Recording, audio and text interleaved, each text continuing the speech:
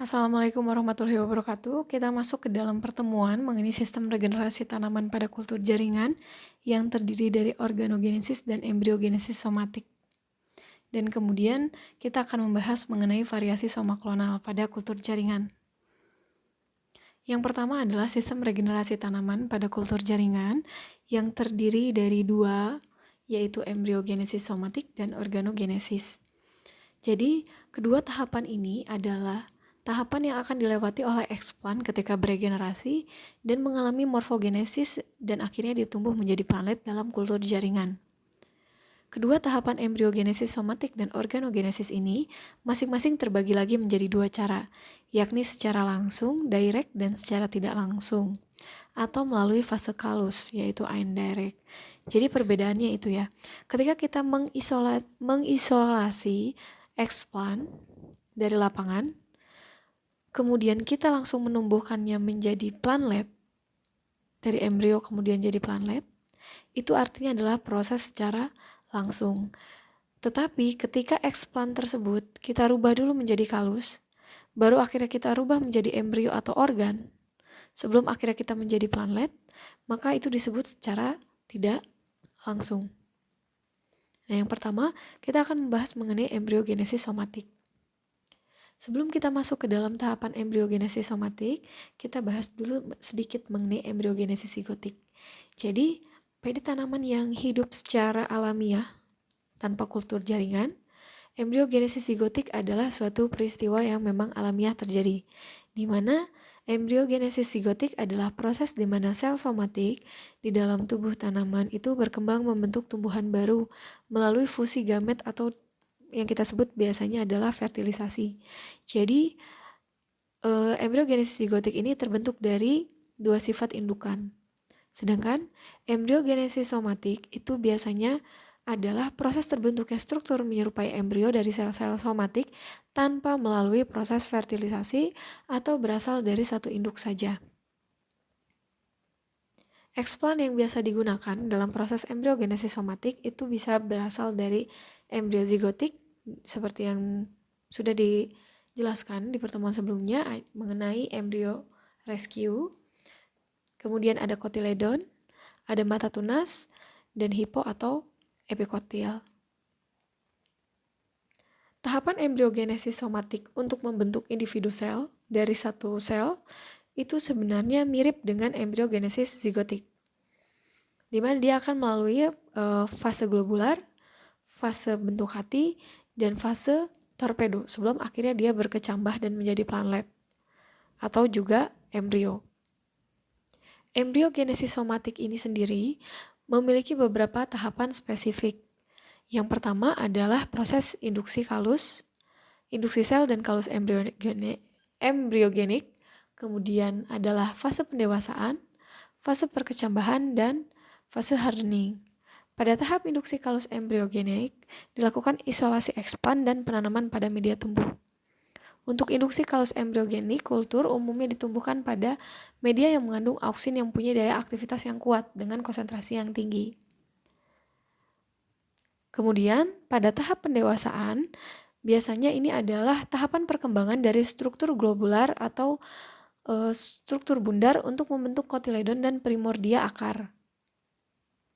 Dan tahapan pendewasaan ini adalah tahapan yang paling sulit di antara 4 tahapan dalam proses embriogenesis somatik. Setelah itu, kemudian dilakukan tahapan perkecambahan, di mana ini adalah fase di mana embrio somatik akan membentuk tunas dan akar. Lalu ada tahap hardening, yaitu tahap aklimatisasi bibit dari embrio somatik dari kondisi in vitro ke lingkungan baru di rumah kaca atau kondisi ex vitro dengan penurunan kelembaban dan peningkatan intensitas cahaya. Regenerasi dari embriogenesis somatik ini sendiri memberikan beberapa keuntungan. Di antaranya waktu perbanyakan lebih cepat, lalu pencapaian hasil dalam mendukung program perbaikan tanaman juga lebih cepat, dan jumlah bibit yang dihasilkan tidak terbatas jumlahnya. Kemudian juga yang pasti tidak memakan banyak tempat ya. Ini adalah pada gambar ini merupakan salah satu contoh perkembangan kopi menggunakan proses embryogenesis somatik.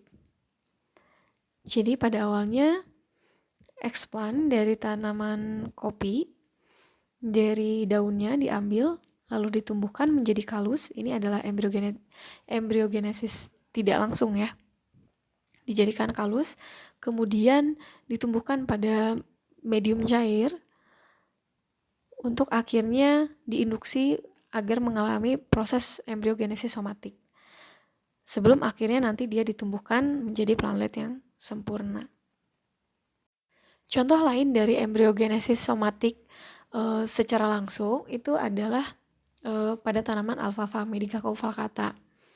Tapi embryogenesis secara langsung itu biasanya jarang dilakukan.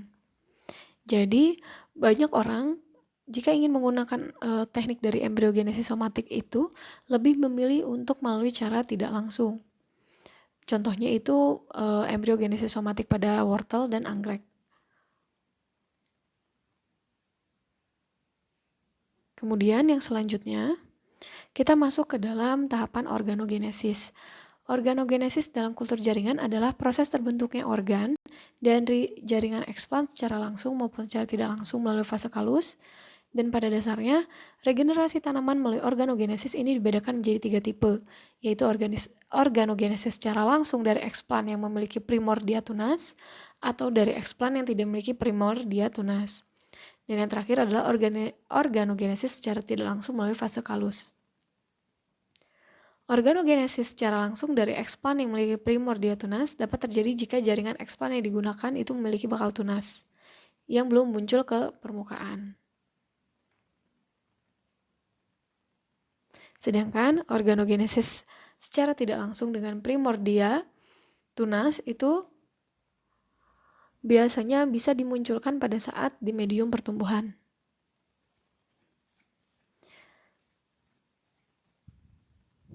Oke, kita bisa lihat pada gambar ini. Eksplan ditumbuhkan menjadi kalus adalah cara indirect organogenesis. Kemudian tergantung tujuannya. Apakah kita hanya membutuhkan akar saja, kita bisa langsung menginduksi tumbuhnya akar, atau kita ingin menginduksi pertumbuhan shoot, baru kemudian kita beri media pengakaran sebelum akhirnya menjadi planlet sempurna.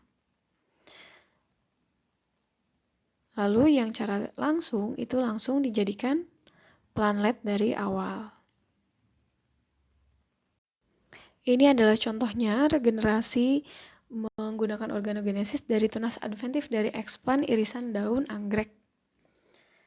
Dan gambar B adalah planlet yang dihasilkan. Oke. Kemudian kita lanjutkan ke variasi somaklonal.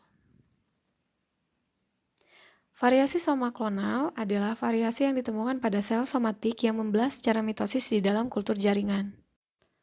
Selain itu juga, variasi somaklonal itu didefinisikan sebagai variasi genetik dan atau fenotip yang terjadi di antara populasi tanaman yang diperbanyak secara vegetatif dari satu tanaman donor atau tanaman induk.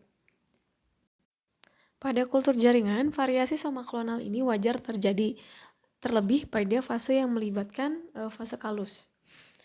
Karena fase kalus itu adalah fase yang istilahnya masih aktif membelah, di mana sifat genetik itu tidak stabil.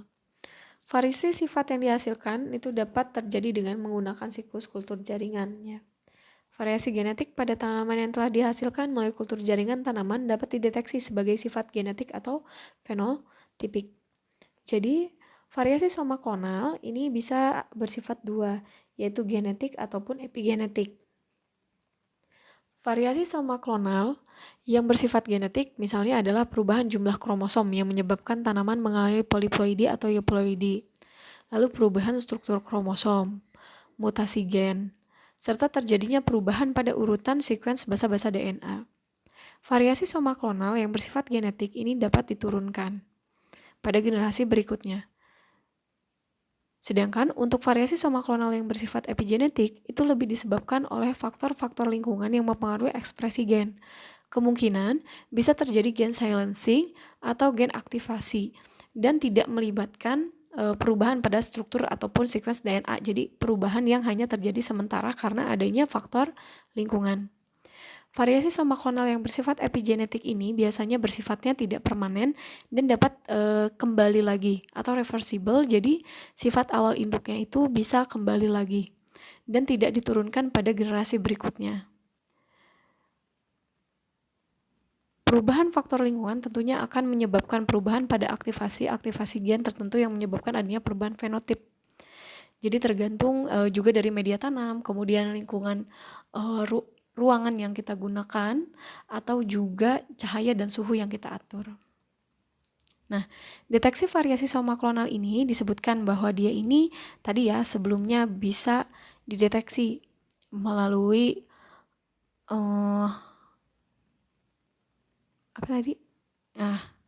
dapat dideteksi secara genetik untuk melihat fenotipiknya. Nah, biasanya ini bisa menggunakan RAPD atau Random Amplified Polymorphism DNA dengan menggunakan beberapa primer yang non-spesifik untuk melihat secara random genom tanaman itu apakah ada perubahan yang nanti dibandingkan dengan indukannya.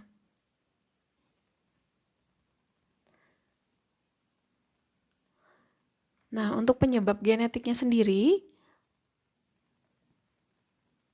ada 6 biasanya yang tadi ya, ada perubahan nomor kromosom, perubahan struktur kromosom, mutasi gen ekstrakromosomal atau aktivasi dari elemen transferable, atau juga perubahan urutan DNA. Yang akan dibahas ini adalah perubahan urutan DNA. Nah, urutan DNA sendiri, perubahan DNA jika terdapat perubahan dari variasi soma klonal atau dari tumbuhan yang kita tanam pada media pertumbuhan, itu bisa kita deteksi menggunakan fragmen yang diubah dengan menggunakan enzim restriksi. Jadi nanti kita bandingkan, kita potong-potong, lalu kita bandingkan dengan DNA induknya, apakah potongannya sama atau tidak. Kemudian kalau misalkan ada perubahan protein, ini bisa kita cek juga dengan uji protein, apakah pita proteinnya bertambah atau berkurang. Kemudian menggunakan protein-protein spesifik. Lalu yang terakhir, jika ada metilasi DNA, ini kita bisa cek juga pada proses transkripsi. Kelebihan dari variasi soma klonal ini membantu dalam perbaikan tanaman, kemudian menciptakan variasi genetik tambahan, jadi semakin beragam varietas tanamannya, semakin unik juga sifatnya. Kemudian juga dapat meningkatkan produksi dari metabolit sekunder. Lalu pemilihan tanaman dapat digunakan. Misalkan kita membuat mutasi pada tanaman kultur jaringan kita, kemudian kita coba hasil mutasi itu kita tumbuhkan pada media yang diberi paparan racun atau herbisida misalkan, atau konsentrasi garam tinggi atau juga mineral yang tinggi. Tanaman-tanaman yang bertahan pada konsentrasi tertentu itu adalah tanaman-tanaman yang membawa sifat perbaikan sifat yang lebih baik dibandingkan induknya. Nah, ini juga cocok untuk membiarkan spesies perennial. Sedangkan untuk kelemahan dari variasi soma klonal ini, dia tidak bisa diterapkan pada industri yang membutuhkan keseragaman klon. Artinya pada industri-industri hortikultura yang dia ini mematok kualitas suatu tanaman. Karena hasil dari variasi soma klonal ini berbeda-beda. Jadi kita tidak bisa menjaga quality controlnya. Lalu terkadang hasil dari variasi soma klonal ini ternyata mengarah pada hasil yang tidak diinginkan. Lalu varian yang dipilih itu acak dan tidak stabil secara genetik itu tadi. Kalau kita mau melihat kestabilan genetiknya, itu adalah proses yang lumayan panjang. Membutuhkan uji coba lapangan yang ekstensif dan panjang. Tidak cocok untuk sifat tanaman agronomi yang kompleks. Apalagi yang tanaman-tanaman yang membutuhkan hasil dan kualitas. Kemudian dapat mengembangkan varian dengan efek pleiotripik yang tidak benar. Efek pleiotripik ini terjadi ketika ada satu gen mempengaruhi 2 atau lebih sifat fenotip yang nampaknya tidak berkaitan. Nah, jadi terkadang kita tidak bisa mengetahui gen mana yang terpengaruh dan apa penyebab kenapa fenotipnya itu berubah. Sehingga akhirnya menimbulkan kerugian pada sifat tanaman yang baru kita kultur. Nah, variasi soma klonal ini bisa kita picu melalui beberapa cara. Tadi ya, perlakuan dengan mutagen misalkan dalam kultur jaringan. Sehingga dapat menginduksi kalus, kemudian juga akan mempengaruhi proses pada somatik embriogenesis atau juga organogenesis yang kemudian kita seleksi. Tapi ada juga variasi soma klonal yang dapat dilakukan dengan menggunakan radiasi. Misalkan penumbuhan bahan tanam ya, misalnya dipaparkan dengan sinar gamma sehingga menumbuhkan tanaman yang memiliki fenotip dan genotip yang berbeda. Nah, ini adalah contoh beberapa tipe mutasi yang terjadi sebagian. Yang kita sebut biasanya itu adalah variegata, yaitu di mana pada beberapa sel atau jaringan terjadi penurunan kemampuan dalam menghasilkan klorofil, sehingga warna daun menjadi bergaris, muncul bercak-bercak, strip atau garis-garis belang, sehingga warna pada daun itu berubah menjadi selain dari hijau. Sekarang kan ini sedang tren ya, padahal sebenarnya ini adalah proses tipe mutasi sebagian yang tidak bisa diturunkan terkadang. Nah, selain itu juga